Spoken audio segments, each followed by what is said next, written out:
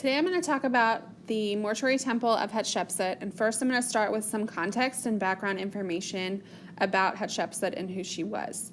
So after the Middle Kingdom, there was a period of instability before Egypt was once again united under the pharaohs of the New Kingdom. The first of those pharaohs was Thutmose the First. So he was also the first of the pharaohs that were buried in these carved tombs out of the rock in the Valley of the Kings, which I'll show you. And so this started the 18th dynasty, which also is notable because it had the first female pharaoh, Hatshepsut. And so this is around the 1400s BCE. So Thutmose I was the first pharaoh of this dynasty. Hatshepsut was married to his son, Thutmose II. She was the wife and half-sister of Thutmose II. When Thutmose II died, his son by another queen was still too young to rule. And so Hatshepsut became regent. Whenever someone becomes king and they're too young to really be king, usually they have a regent who's somebody who kind of rules alongside them or in their place until they're old enough. So what happened is that, and it's not entirely clear how this happened, over a period of time, while she was regent for this other son, she seized power for herself and assumed the title of pharaoh. So she's the first female monarch in recorded history. She ruled for about 20 years. If you look at this is a statue of her. You can see that she has the same kind of things associated with her or characteristics that we see when we look at the male pharaoh. So she has the Nemes headdress, for example. And she herself often had statues of her depicted where she looks very masculine and male.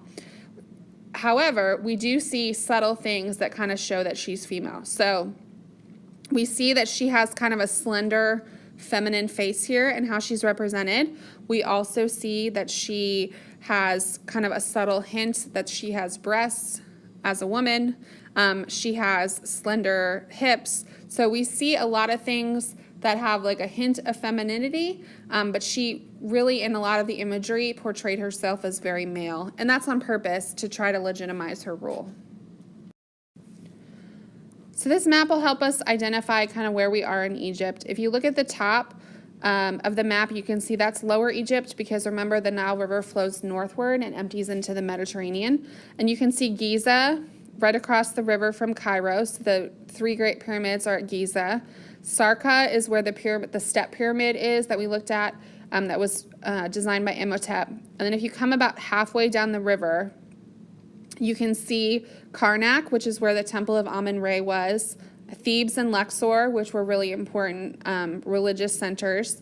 And then across the river are the places where the mortuary temple of Hatshepsut that we're going to look at was, and also the Valley of the Kings.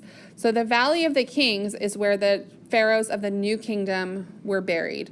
So the temple we're going to look at for Hatshepsut, that's not actually where she was buried. Her father, Thutmose I, was buried in the Valley of the Kings. And these were, as opposed to the pyramids, and we talked about how the pyramids are kind of like a big arrow, like come in here, there's a lot of rich things in here that you could steal. To try to prevent grave robbing, the pharaohs of the New Kingdom were buried under, kind of in secret. They had tombs carved out of the rock where they were buried with all their wealth. So like King Tut was buried in one of those places. So this temple that was built to honor Hatshepsut is very close to the Valley of Kings, where a lot of these pharaohs such as King Tut were actually buried. So one of the first things that might stand out to you about the Temple of Hatshepsut is that it's on an axis. So what that means is there's a straight line kind of through the whole thing, and on either side of that axis, each individual element is symmetrical. So like if you look at this long causeway or ramp going up to the temple, you can see on either side it's symmetrical. This is in contrast to like the ziggurat of the White Temple, where we talked about the bent axis plan, where you had to turn to actually go into the building. Most of the Egyptian architecture uses this axial plan where there's a lot of straight lines and symmetry. This picture does a good job of showing you how this was actually constructed. So this is partially carved right out of the rock hills behind it, and then partially made of granite and sandstone that was actually brought into this site.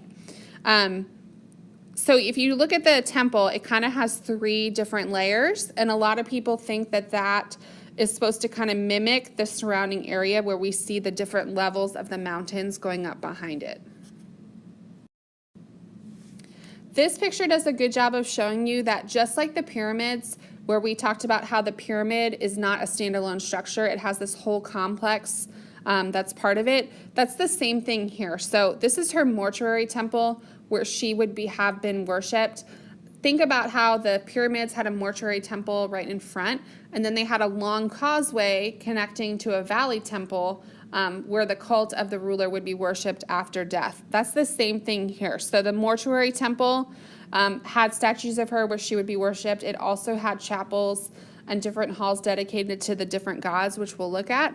But you can see there's all kinds of other buildings here where the priests would work.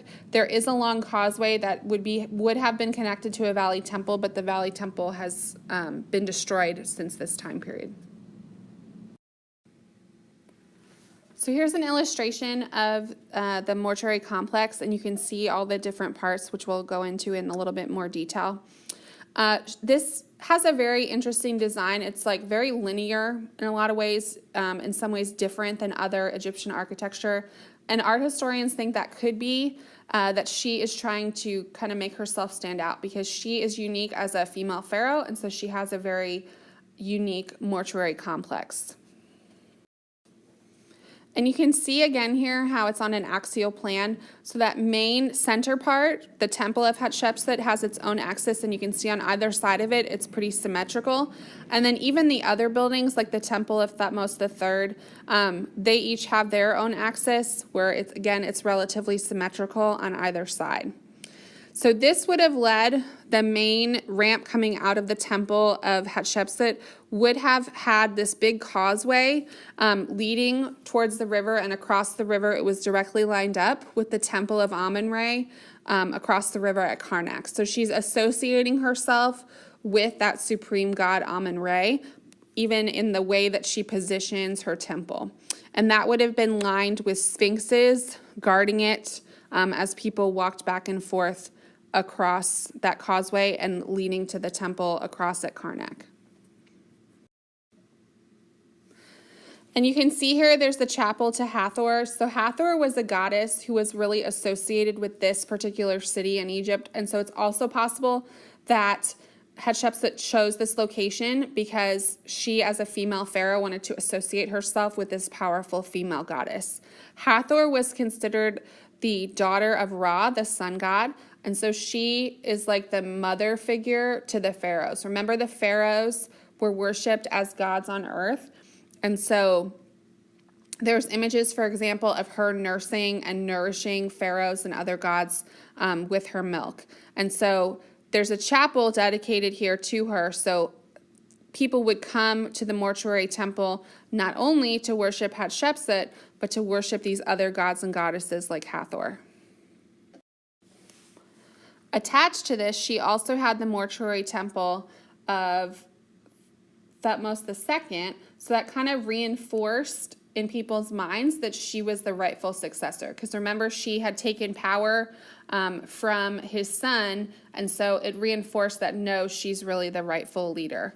There were also other temples here, or other chapels, where other gods were worshipped, like Amun and Anubis, which we'll look at in a minute.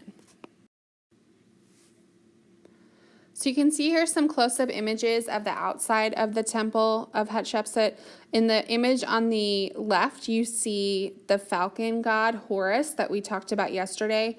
So Horus was the god that the pharaohs were identified with when they were living, like that they embodied Horus.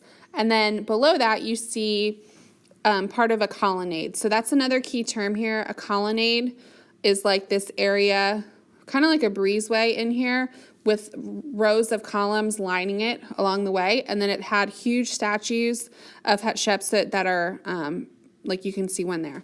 Hatshepsut, a lot of her statues were destroyed when the next ruler took over, trying to like destroy the memory of her because he thought she was not the rightful ruler, but some of them have survived, like this one. So here's an aerial view as well of the whole temple complex.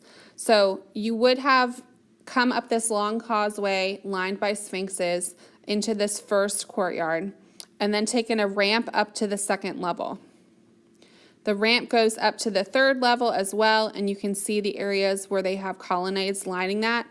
That is where there was a lot of sculptures of her. Beyond that, there's multiple hypostyle halls, so you can see the dots represent the columns of those different halls. You can also see that is a chapel to Hathor, where she would be worshipped, Anubis, which is the god that controls like mummification and preserving the dead, and also a sanctuary to Amen, who is their supreme god. So those would have been worshipped in their different chapels in the same area where Hatshepsut was worshipped. One of the things that's important to remember about all of the mortuary complexes, the pyramids, this one that we're looking at in Egypt, is that they're really to proclaim the power of the ruler. That's really the function and the purpose in a lot of ways.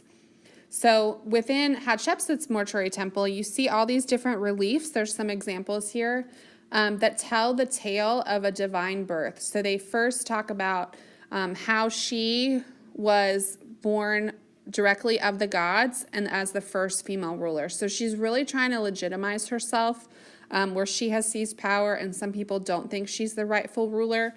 They talk about how Amen took the form of Thutmose I and impregnated her mother, and she was actually born like part god.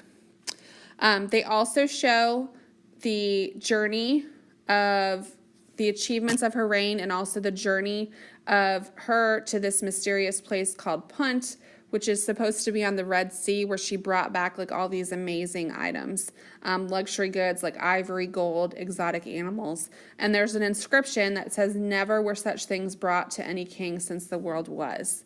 So the inside is really celebrating her reign and all of her achievements. And there were a number of statues of her erected in there. One of them you're going to look at in a moment is the one in the center where she's holding the offering jars. Progressively throughout her reign, the statues kind of diminish her female qualities like we looked at in the beginning and portray her as more and more masculine, which is probably to legitimize her rule.